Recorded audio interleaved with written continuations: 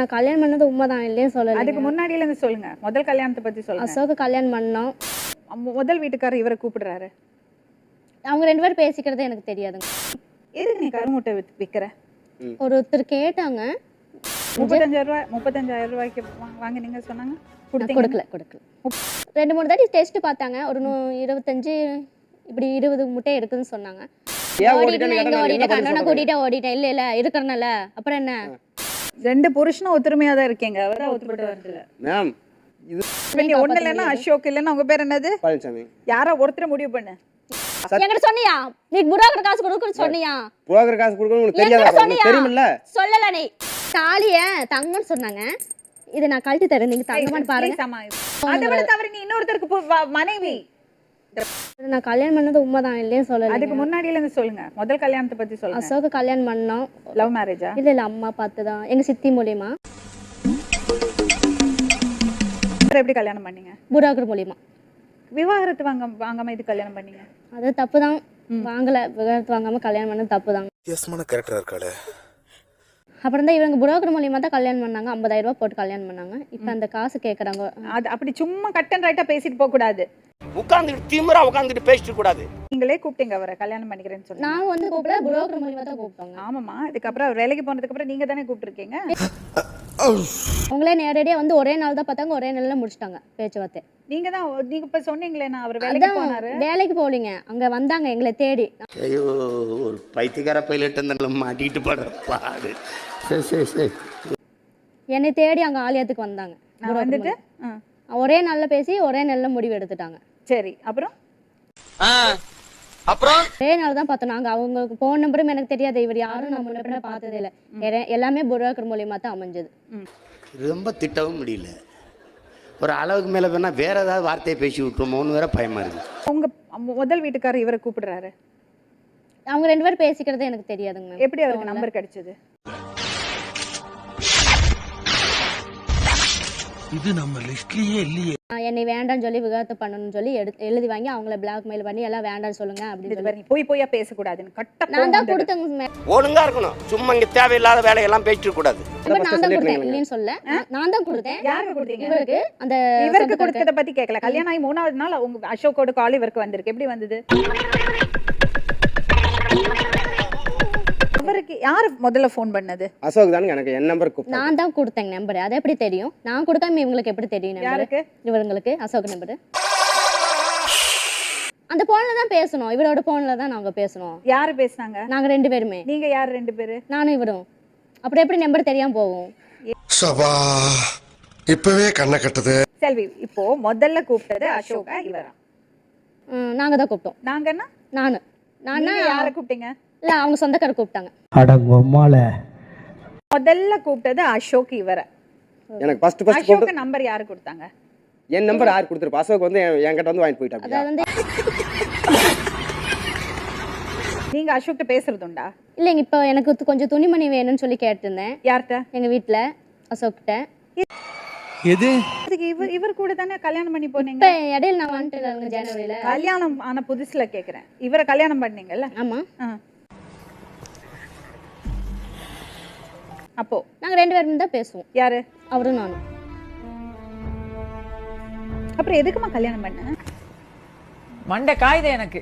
இவங்களுக்கு குழந்தை வேணும்னு வேணும். அப்புறம் அந்த எருமை கயிறெல்லாம் இருக்குது இல்லைங்க, நல்லா கெட்டியான கயிறு இருக்கும். அதை அடிச்சு தொடையெல்லாம் காயமாயிடுச்சு எனக்கு. என்னடி சொல்ற? குடி போதையில அப்புறம் கொண்டு போய் ஒரு கிணத்துக்கிட்ட கல்லால இருந்துச்சு, அங்க என்னை அடிச்சு ரொம்ப அடிப்பாரு இவரு. நீ என்ன சொல்ற? என்னடி சொல்ற? எதுக்கு நீ கருமுட்டை விற்கிற? ஒருத்தர் கேட்டாங்க. அது எப்படி நடக்கும் சொல்லு அந்த வியாபாரம்?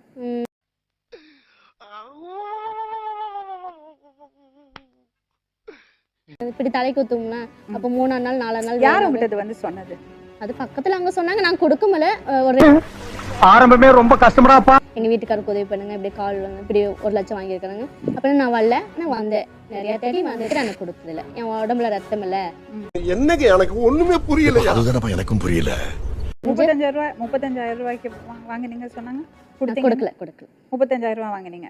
வாங்கல. அப்படியே சொன்னதோட சரி. புரியலையே. 2-3 தாட்டி டெஸ்ட் பார்த்தாங்க. ஒரு 25 இப்படி 20 முட்டை இருக்குன்னு சொன்னாங்க. நான் கொடுக்கல. பொண்ணோட பக்கத்துல ஏதோ பிரச்சனை இருக்கும்மா. நான் அந்த புருஷன்ட்டையும் சரியா வாழல, அவசரப்பட்டு இன்னொரு கல்யாணம் பண்ண, அவர் சொத்தை எழுதி கொடுக்கல சொல்ற. பொம்பளைக்கு அடக்க இருக்கணும், அகம்பாவ இருக்க கூடாது, பொறுமை இருக்கணும், போக்கிரித்தனம் இருக்க கூடாது. நீ ஏதோ ஒரு இடத்துல தவறு செஞ்சுட்டு இருக்கியோ? எதுவும் தவறு செய்யல, அவர் கூட இருந்து வாழலன்னு இவர் கூட இருந்து வாழலாம்னு நினைச்சேங்க. இல்ல உங்களுக்கு எல்லாம் எப்படியாப்பட்ட ஆம்பளை வளர்த்து போட்டலாம்னு மனசுக்குள்ள ஒரு எண்ணம் இல்ல? ஆனா இவர் இப்படி ரொம்ப அந்த காலெல்லாம் ரொம்ப வெங்க வைப்பாரு, அடிச்சு அடிச்சு ரொம்ப அடிப்பாரு. நீ போதே போதே போதே. அப்ப ஒரு எலெக்ஷன் வேற வந்ததா, இதுக்கெல்லாம் ஒண்ணும் குறைச்சலடா, திருட்டு பயல. அப்ப இப்ப வந்து 1 லட்சம் கூட 50,000 ரூபாய் கொடுங்குறாரு என் கையில. நான் எங்க போவேன் காசுக்கு? விவரமா பேசுற. 2வது கல்யாணம் பண்ணறதுக்கு முன்னாடி விவாகரத்து பண்ணனும் தெரியாது. என்னங்க மேம்? சொத்தை எழுதி கொடுப்பாங்க, நகை கொடுப்பாங்கன்னா கல்யாணம் பண்ணிடுறதா? என்ன சொல்றீங்க? முதுகெலும்புலாம் தெரியுதுடா. கொடுக்காட்டியும் பரவாயில்லைங்க மேம், நல்லா இருக்கணும் போனேன், இல்லைன்னு சொல்லல. நல்லா இருக்கணும்னா முறைப்படி பண்ணும். நீ சுதந்திரமா இருந்துட்டு அங்க போய் கட்டுப்பாடோட இருக்கிறது உனக்கு கஷ்டமா இருக்கும். நான் காசு ஏமாத்தி வாங்கியதுன்னு சாப்பிட்டேன்னு சொல்லி இப்ப வந்து இந்த நேரம் நிக்கிறாரு. நான் பண்ணது தப்பு தான், இப்பயும் இல்லைன்னா சொல்லல. விகாரத்து வாங்காம முடிச்ச தப்பு தான். வந்து நம்மளுக்கு வந்து கிராமங்க மேடம். ஒரு போயிட்டாவே வந்து பக்கம் பாட்டில் இருக்க ஓடி போயிட்டாங்கன்னா என்ன சொல்லுவாங்க? ஓடி போயிட்டான். ஏன் ஓடிட்டேன்னு கேட்டா கண்ணனை கூட்டிட்டு ஓடிட்டேன். இல்ல இருக்கிறனால அப்புறம் என்ன கேட்டுங்க. இப்படி பேசினா யாருங்க பேசுறது? பெத்தம்மாவை பார்க்க கூட சொல்றேன். 2 கூட்டி பண்ண இல்லையா? நான் என்ன சொன்னேன்? சரி அம்மா உடம்பு சரியில்லைன்னா கூட்டி வா. இவங்க கொத்தடிமைக்கு தான் வச்சுக்கிறாங்க மேம். நான் இவங்கள்ட்ட போக விரும்பல. அதுக்கு கோவம் எதுக்கு வருது? அவ்வளவு வெக்கமா இருந்தா எங்கேயாவது போய் விஷத்தை குடிச்சிட்டு செத்து போங்க. இதுக்கு என்ன? உனக்கு ஏதாச்சும் ஆபத்து வந்து போயிட்டீங்கன்னா என்ன பண்றது? அதனால உங்களுக்கு வர சொத்தை நீங்க நம்ம 2 வாரத்துக்கு பின்னாடி எனக்கு எழுதி வைங்கன்னு சொன்னதுக்கு உனக்கு அப்படியெல்லாம் நான் எழுதி வைக்க முடியாது அப்படின்னு. இருப்பா, ரொம்ப எமோஷனல் பேசிட்டு நெஞ்சு அடைக்குதுப்பா எனக்கு. ஆசை சொத்தெல்லாம் எதிர்பார்த்து கல்யாணம் பண்ணா சந்தோஷம் வராது. இவங்க சொன்ன மாதிரி கல்யாணம் ஆச்சு, கல்யாணம் ஆகி 4 மாசத்துல நீ சொத்து கேக்குற. அவங்க அண்ணன் என்ன தெரியுமா சொல்றாரு? இருங்க, அவங்க அண்ணன் என்ன சொல்றாருன்னா, இத்தனை வருஷம் அவன் சம்பாதிச்சது இல்ல, இவன் கடன் தான் வாங்கி வச்சிருக்கேன்னு சொல்லி இந்த கடனை நான் கட்டணுமாமா. தை மாசம் போய் உனக்கு ரெடி பண்ணி வர்றேன். ஒரு குழந்தை ஆச்சுன்னா குழந்தை பேர்ல எழுதி வைக்க சொல்றேன். குழந்தை ஆகாதுல்ல, அவளுக்கு ஆபரேஷன் பண்ணி வர்றேன்னு நான் சொல்லிட்டுங்க மேம். ஏய் வாய முன் ஏந்து போட, எதா அசியமா பேசிட்டு போற. 2 புருஷனும் ஒத்துமையா தான் இருக்கீங்க, அவதான் ஒத்துப்பட்டு வரது இல்ல மேம். இதுதான் ஒண்ணு புரிஞ்சுக்கவே இவங்க 2 பேரும் மாட்டேங்குது. மாத்தி பேசிட்டு என்னைய கூப்பிட்டு மிரட்டுவாங்க மாத்தி. என்ன பிரச்சனை உங்க வீட்ல? எங்க வீட்ல எந்த பிரச்சனை? அதே நினைச்சுக்கிறது மேம். அதே நினைச்சுக்கிறது. நம்மளுக்கு இந்த பிரச்சனை இருக்குது, சொத்து எழுதி கொடுக்கல, சுகம் எழுதி கொடுக்கல, கழுத்துல ஒண்ணும் போடல. அடங்கப்பா, இது உலக நடிப்புடா சாமி. உனக்கு ஒரு ஸ்டெடினஸ் இல்லம்மா, உறுதியே இல்ல. உறுதியா தாங்க மேம் சொன்னேன். எதுக்குமா கல்யாணம் பண்ற? அவன் இன்னும் திருந்தலமாமா. நீ ஒண்ணு இல்லன்னா அசோக் இல்லன்னா உங்க பேர் என்னது? பழனிசாமி. யாரோ ஒருத்தர் முடிவு பண்ணு. 2 பேருமே பழனிசாமி 2 பேரும் வெச்சின ஓட்ட முடியாது. 2 பேருமே வேண்டாம். சோலி முடிச்சு 50,000 ரூபாய் செலவு பண்ணதுக்கு 1 லட்சமா கேக்குறாரு. 1 லட்சம் ரூபாய் செலவு பண்ணிருக்கோம். கல்யாணம் 50,000 ரூபாய், புரோக்கருக்கு 50,000 ரூபாய். அடேங்கப்பா. புரோக்கருக்கு 50,000 ரூபாய். அப்படியேப்பட்ட புரோக்கரா? நல்ல வேலையாச்சே, நான் கூட செய்யலாம் போல இருக்கு. நான் இவங்க நம்பி தானே கொடுத்தேன். நீங்க என்ன சொன்ன? நீ கையில கொடுத்தியாடா? அப்புறம் நல்ல டென்ஷன் ஆயிடுவேன். கையில கொடுத்தியா? என் கையில கொடுத்தியா? நான் உன்னை தானே நம்புறேன். நீங்க என்ன சொன்ன? என்கிட்ட சொன்னியா? நீ புரோக்கர் காசு கொடுக்கணும்னு சொன்னியா?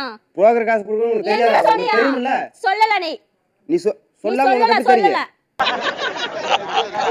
நீங்க புரோக்கர் உங்களை ஏமாத்தி இருக்கான். இந்த தாலிய தங்கம்னு சொன்னாங்க. இது நான் கழட்டி தரேன், நீங்க தங்கமான்னு பாருங்க. இல்ல இது தங்கமான்னு பாருங்க.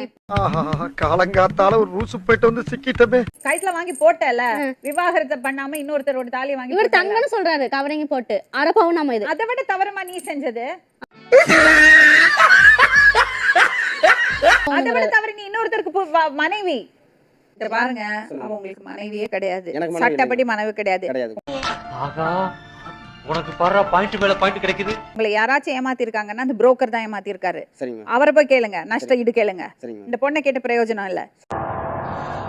Finish.